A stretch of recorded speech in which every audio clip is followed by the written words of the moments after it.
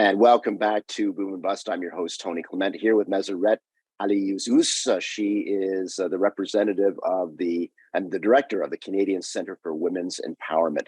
Meseret, we were just about to get into the biggest thing that has had an impact on economic abuse recently, which is COVID-19. So tell us a little bit about how COVID-19 has made these situations more precarious and worse.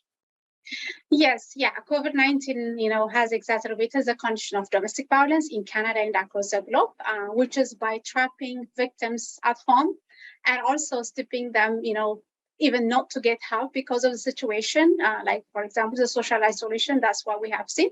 And also the pandemic in the meantime is allowing to flourish economic abuse because women are staying at home.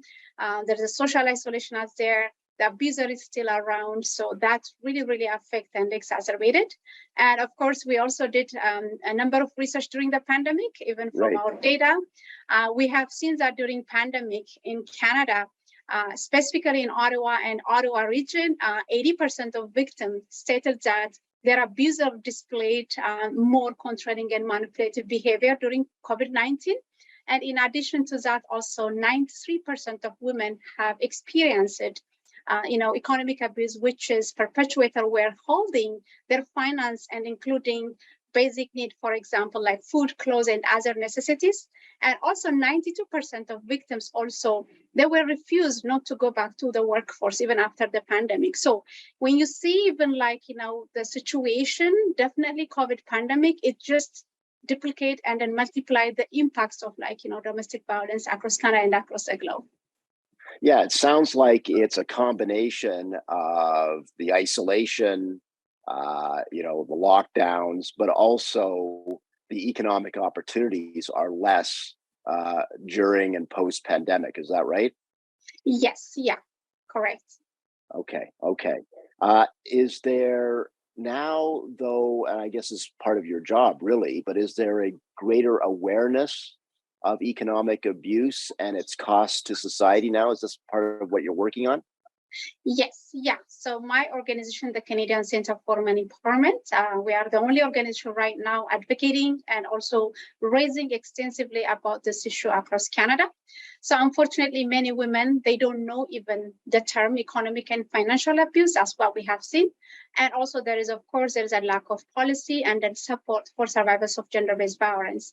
So in terms of the awareness, yeah, definitely the awareness is very small.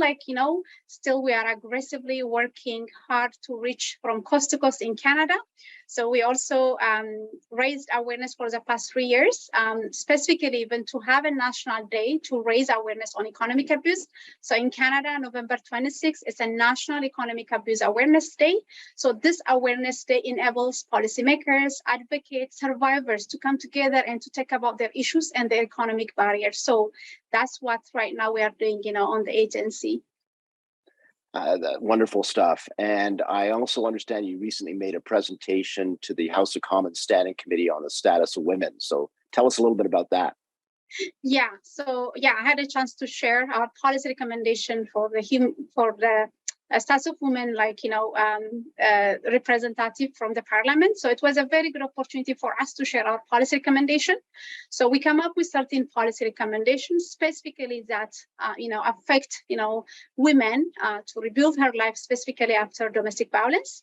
So one of our recommendations is, of course, to include this issue on the National Action Plan, and also to allocate more funding and support and raise awareness for survivors of gender-based violence, because the economic aspect is very critical. We need to come up with some solution because women, they need inclusive, trauma-informed, and sustainable economic empowerment platform after they leave that abusive situation. And also there was a call to action for private sectors like banks. Our bank, they need to have financial equity program among the Canadian banks. That's our call. And also in addition to that, other business, for example, essential service providers like telecom company, including Hydros, including also like Rogers Bell, there's a lot of agencies, they need to be part of this movement. So that was a call to action.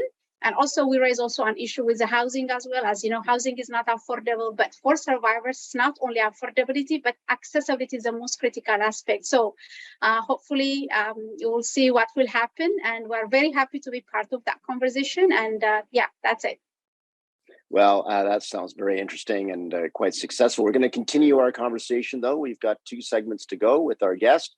Please stay with us. We've got a couple of commercial breaks coming up, but we'll continue our conversation about economic abuse on women after the break.